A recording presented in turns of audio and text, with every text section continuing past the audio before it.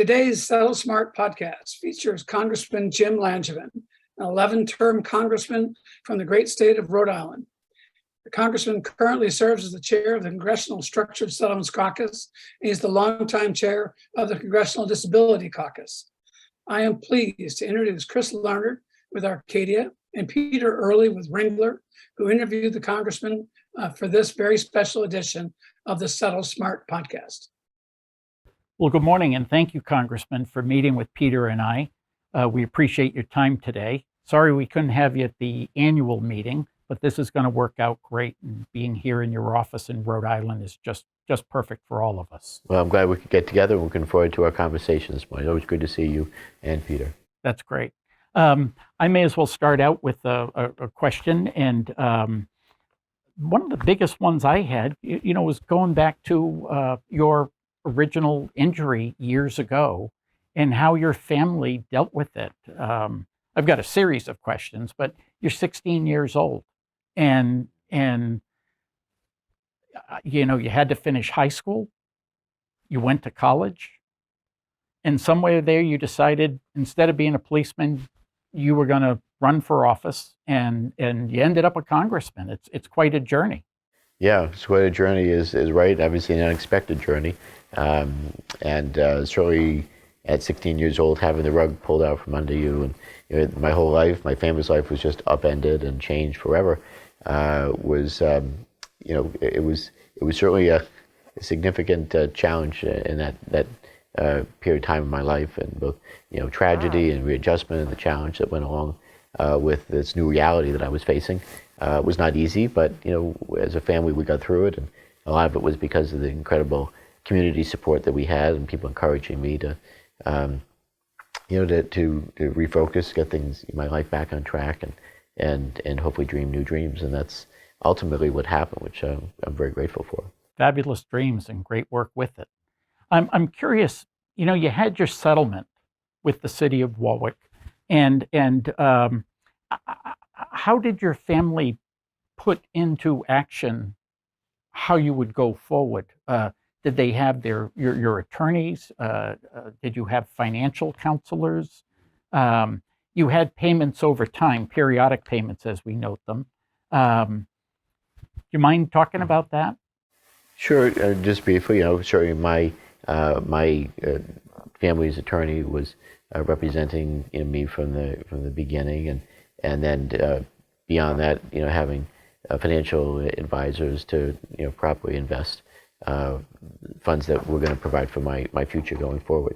That was really important, and having a structured settlement over a period of a few years helped to properly plan and invest so that I would have the resources that I needed to live an independent life going forward. And it's the thing that, of course, allowed me to do other things than when I had originally planned to go into law enforcement. I thought I'd be a police officer and maybe go on to the FBI at some point.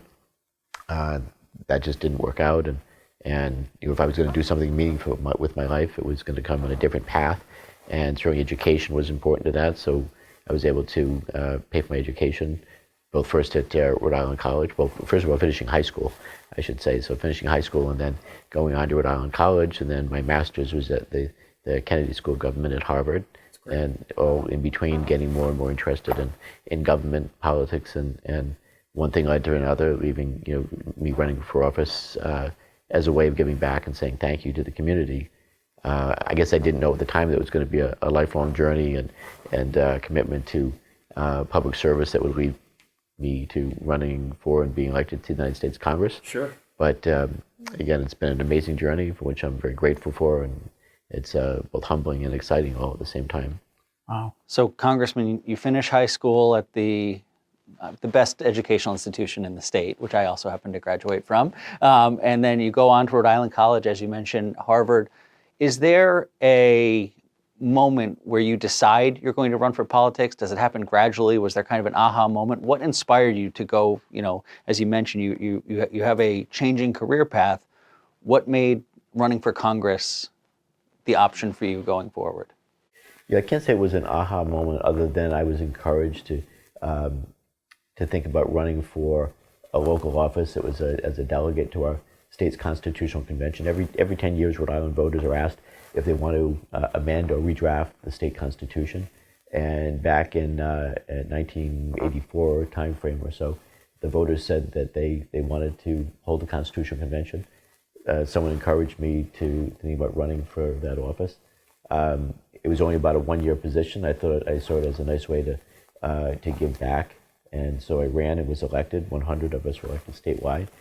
And when I got in there and started, doing the work, I found it was something not only did I feel like I was giving back, but I really enjoyed it. And I'd been exposed to politics and government a little bit before because my mom worked as the personnel director for the city.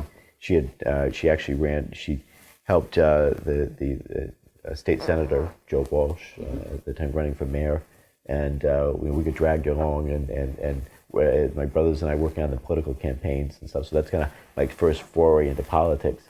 And didn't really think of it as a career for myself, but it was how I got exposed to it. And then again, the Constitutional Convention came up. Really enjoyed that experience, and I said, maybe this is something that I could develop a passion for, which I did. And a couple years later, I ran for state rep. I was still actually in school finishing up my undergraduate degree, but ran for state rep. And then while I was still in the legislature, started my master's degree program. And then I graduated in May of '94 with my master's, and then I was on the ballot statewide for Secretary of State in November of '94, and the rest is history. So 6 years there in the Secretary of State's office, and then in 2000 ran for Congress. So you moved to D.C. 22 years later. You've been a member of Congress. Obviously, quite a lot has changed in that time, just on Capitol Hill. What kind of changes have you seen over your career as a member of that body? Well, in terms of Congress functioning and the climate in Washington, it's gotten much more partisan than when I first arrived in Washington, and I thought it was pretty partisan then. So it was it's become even hyper partisan, more so than when I first arrived. That's unfortunate. I know the pendulum swings both ways, and I'm hoping eventually that the pendulum swings back and we find that center, that common ground. We've seen it happen in certain times. Of course, nobody comes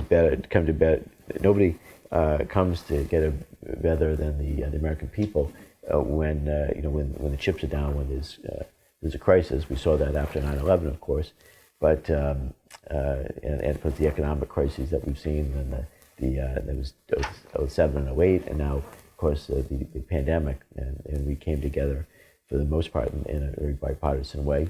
Not all the time, but on a large scale, to confront the challenges as a country that we have. I just wish it weren't the crises that force us together and find that common ground. We've got to find a way to find that center more frequently than just under times of crisis and stress. Well said. Congressman, I wanted to circle back to your going off to Rhode Island College. Did you have to use your settlement funds to pay for college? I did, sure. You did. Yeah, it helps your family and the like. Both my undergraduate degree program and my graduate program. Yeah, is a big help. And then obviously, paying for the care that I need, both Sure. morning, noon, and night type situation. Having CNAs help me out, and just everyday life things, and allows me to again live an independent life, so that I'm not dependent on my family to get by. And not everybody is that fortunate, unfortunately. When we have settlements for children, I'm always thinking, and I'm sure Peter and our peers out there are, how can we kind of almost hide these dollars from the settlement so that the schools just don't take it? It becomes part of the expected family contribution, the EFC, that's what it's called. And it's unfortunate that someone gets hurt and then the schools take it. You should be able to get financial aid and grants outside of that. And there's ways that we're able to assist. But it was just curious, how did it happen to you? And obviously you used your money, and Rhode Island College in the old days was a a good price to pay to go to school. Well, I still say Rhode Island College is the best bang for the buck in the state. It is. I got a great education, I mean, great faculty and curricula. So, still a big advocate for Rhode Island College. It's affordable and such, Absolutely. It's a but, great school. Yeah. And so obviously, consequently, I was able to come out without any college debt and then, get a good education. Then again, went on to earn my master's degree. So.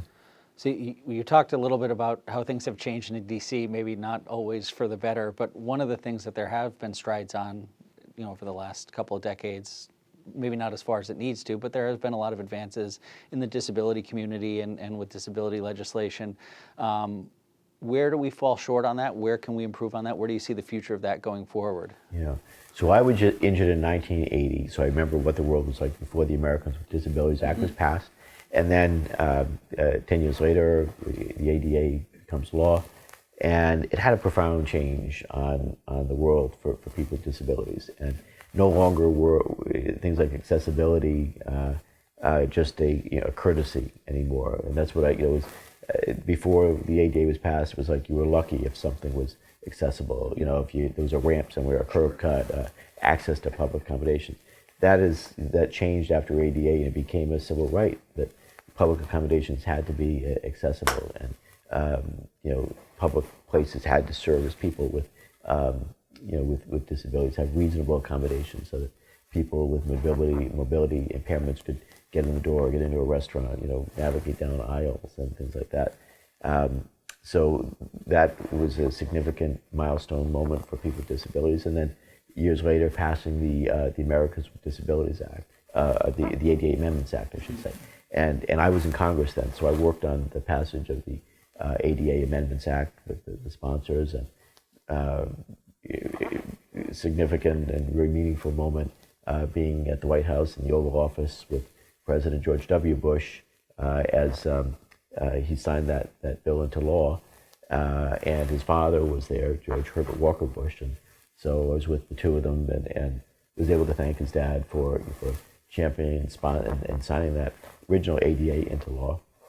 And so that was a meaningful moment. And I told him then, I said, had that law not been passed, had the ADA not been enacted, I don't know that I would be serving in Congress today. And it would have been at least significantly more difficult. But fast forward, there are still things that we need to work on in terms of accessibility. Certainly accessible transportation, making sure that there's accessible housing options. And by the way, accessible transportation also means air travel. That's been always a challenge for me and for others with a disability. I was able to pass a law that has the air passengers with disabilities Bill of Rights. So now it lays out some basic protections and principles to protect and assist people with disabilities as they travel, so it makes it a little bit easier. But again, always more work to be done. Going forward, we want to continue to work on baking accessibility in. Think of curb cuts and entrances and accessible restrooms and things like that. But it also access to home and community-based services are really important, so that people. When you talk about non-cash payments, you talk about non-cash benefits, things like community supports, help with CNAs and things like that. So that it would allow someone to go to work without losing those supports. I've often said, unfortunately, that being disabled isn't cheap, and obviously a whole host of expenses that other people without a disability don't have. And so, if we want to encourage people with disabilities to go into the workforce, we've got to find a way to allow them, to make it, living independently affordable. Are there any? Is there any legislation that's out there now that's pending or in the process to improve the rights of the disabled? Yes, on all fronts, and certainly looking for better, more comprehensive transportation options, again, affordable housing, and as I said, access to home and community-based services, all legislation that are in the pipeline, and we just have to find a way to get it through the Congress and signed into law. So, Congressman, we've talked a lot about changes, and Chris is the head of our trade association's political action committee. I'm very involved with our congressional outreach efforts. Those things have changed dramatically, even within the last couple years. And we're no longer able to do, at least at this meeting, the kind of big event on Capitol Hill where we meet with our members of Congress. And we have found it to be a little bit challenging in ways to kind of maintain that outreach to our members of Congress.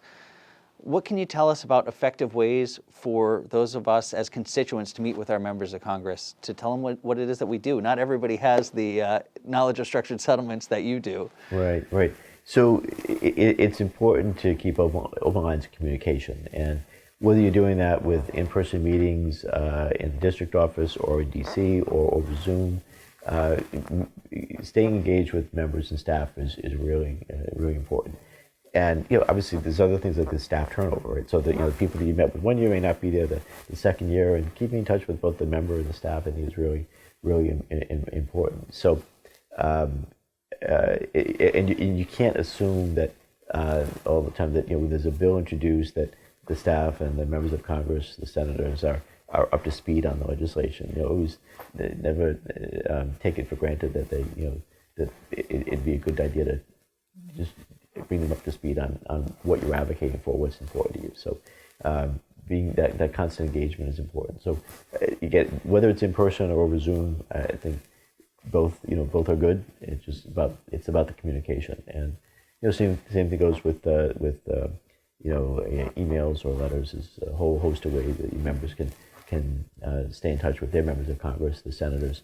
But it's that constant engagement, getting together, just touching base once or twice a year is always helpful for both sides.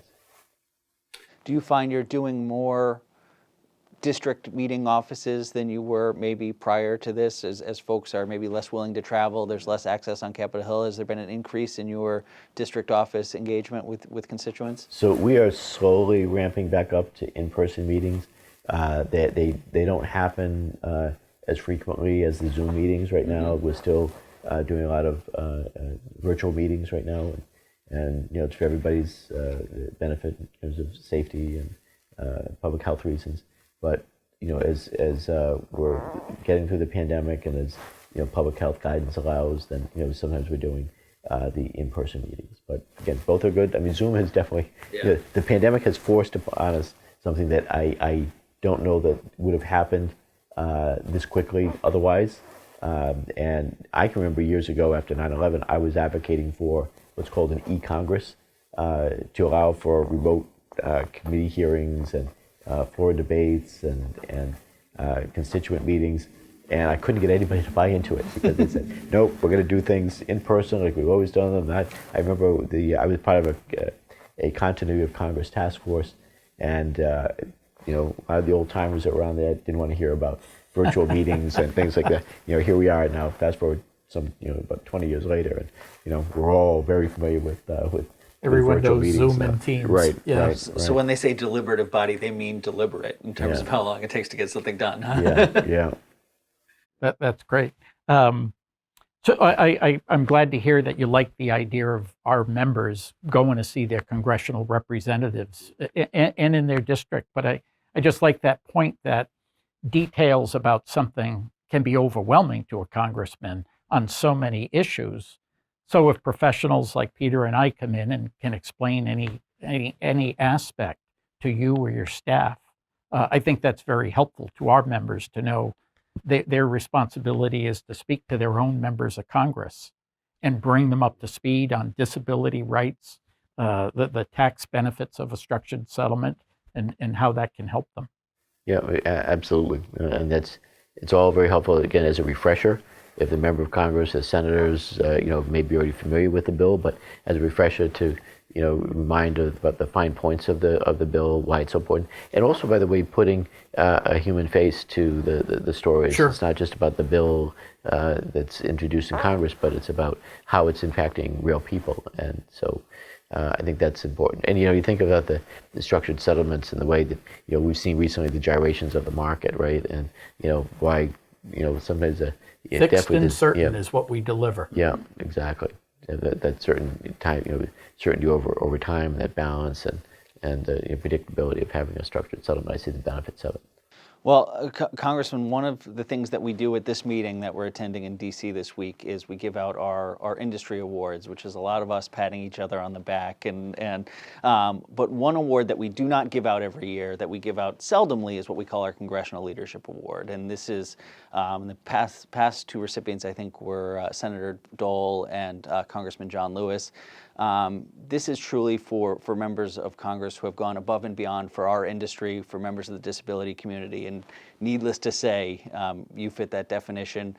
For those in our audience who may not know, you are not running for re-election. This is your last term as a member of Congress. So as a thank you from our industry to you for all that you've done, we want to present you with our Congressional Leadership Award for what you've done for our industry, and with our thanks. Well, it's very nice. Thank you.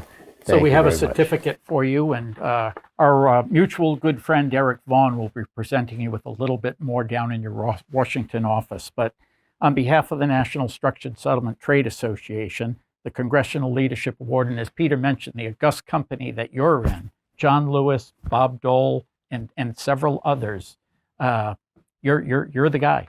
And we appreciate everything you've done for us, not just this year, but over your career. You've been a model and a highlight for the disabled, and our abilities to work with that significant group of people and helping them get their lives going forward. Because you never know when someone's not going to become a policeman, they're going to become a congressman.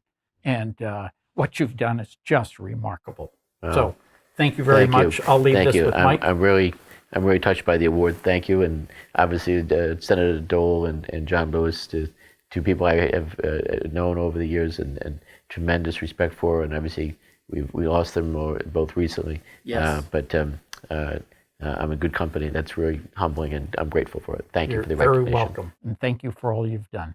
Thank you, Congressman. You bet. Thank you.